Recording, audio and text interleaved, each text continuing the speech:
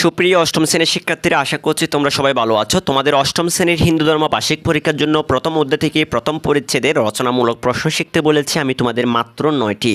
এই 9টি থেকে আমি প্রথম পর্বে তোমাদের 1 থেকে 4 পর্যন্ত ভিডিও আপলোড করেছি। দ্বিতীয় পর্বে আমি তোমাদের 5 নম্বর এবং 6 নম্বরকে বুঝিয়ে দেওয়ার চেষ্টা করেছি।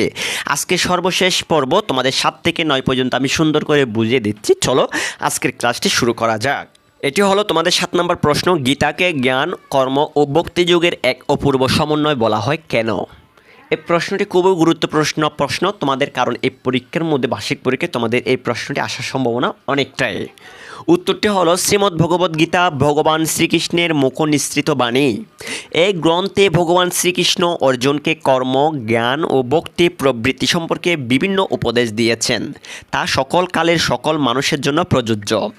গীতা সকল উপনিষদে সারবস্তু অবলম্বনে রচিত। এই গ্রন্থে ভগবান শ্রীকৃষ্ণ অর্জুনকে কুরুক্ষেত্রে যুদ্ধ অংশ নেওয়ার অনুপ্রেরণা জুগিয়েছেন এবং তাকে জ্ঞান দান করেছেন। তার কর্ম সম্বন্ধে তাকে সজাগ করেছেন এবং তার মধ্যে ভক্তিভাবের আবির্ভাব ঘটিয়েছেন। গীতা কেবল ধর্মগ্রন্থের রূপে নয়, দার্শনিক কাব্যগ্রন্থ রূপেও পৃথিবীর অন্যতম শ্রেষ্ঠ গ্রন্থ। এটি নিত্য পাঠ্য, অর্থাৎ এটি প্রতিদিনের পাঠ্য। গীতার মূল বিষয়বস্তু বিবেচনায় তাই শ্রীমদ্ ভগবদ্গীতাকে বলা যায় জ্ঞান, কর্ম ও ভক্তিযোগের এক অপূর্ব সমন্বয়।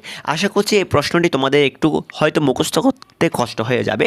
তোমরা অবশ্যই এটি 2 বার 3 বার করে তোমরা পড়ে নেবে, ঠিক আছে?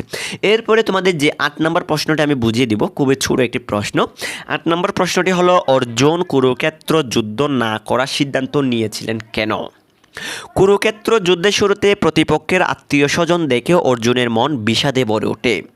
এই অবস্থায় আত্মীয় স্বজনকে হত্যা ছাড়া যুদ্ধ জয়ের কোনো বিকল্প পথ খোলা নেই। তার শরীর কাঁপতে থাকে, গলা শুকিয়ে যায়, দেহ অবসন্ন হয়, হাত থেকে গান্ডীব খসে পড়ে। এই অবস্থায় তিনি যুদ্ধ না করার সিদ্ধান্ত নেন। ধনুর্বাণ ত্যাগ করে তিনি রথের উপর বসে পড়েন। বুঝতে পেরেছ? এই অর্জুন কুরুক্ষেত্র যুদ্ধ না করার সিদ্ধান্ত কেন নিয়েছিল? কারণ তার প্রতিপক্ষরা ছিল আত্মীয় স্বজন। ঠিক আছে, অবশ্যই তোমরা এটি আমি ছোট করে দেওয়ার চেষ্টা করেছি, তোমরা এটি পড়বা, এটি পড়ে তোমাদের মতো করে তোমরা লিখতে পারবে। এরপরে সর্বশেষ 9 নম্বর প্রশ্নটি হলো ভগবানের সাকার রূপ কিভাবে প্রমাণ পাওয়া যায়? চলো আমরা এর উত্তরটি দেখে আসি।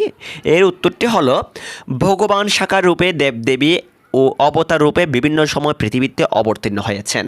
যখন ধর্মের গ্লানি ও অধর্মের বৃদ্ধি ঘটে, ভগবান তখন দুষ্টের দমন, শিষ্টের পালন তথা ধর্ম প্রতিষ্ঠার জন্য অবতীর্ণ হন।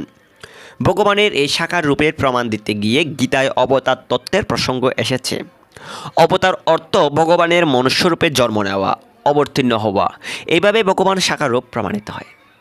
সুপ্রিয় শিক্ষার্থীরা, আজকের 3য় পর্বে ভিডিওতে আমি তোমাদেরকে রচনামূলক প্রশ্ন, অর্থাৎ প্রথম অধ্যায়ের রচনামূলক প্রশ্ন 9টি শেষ করেছি। পরবর্তী ক্লাসে আমি তোমাদের 2য় পরিচ্ছেদের এক কথায় প্রশ্নের উত্তর, সংক্ষিপ্ত প্রশ্নের উত্তর, সঠিক উত্তর, রচনামূলক প্রশ্ন, এইভাবে তোমাদের ধারাবাহিক ভিডিও আমি দেব। আমাদের চ্যানেলের সাথে থাকো, আমাদের চ্যানেলটি সাবস্ক্রাইব করে রাখো, আমাকে সাপোর্ট করো, কমেন্ট করো, শেয়ার করো। আজকের ক্লাসটি আমি এখানে শেষ করছি। তোমাদের সুস্বাস্থ্য কামনা করে আজকের ক্লাসটি আমি এখানে শেষ করছি। সবাই ভালো থাকবে, সুস্থ থাকবে। সবাইকে অসংখ্য ভালোবাসা।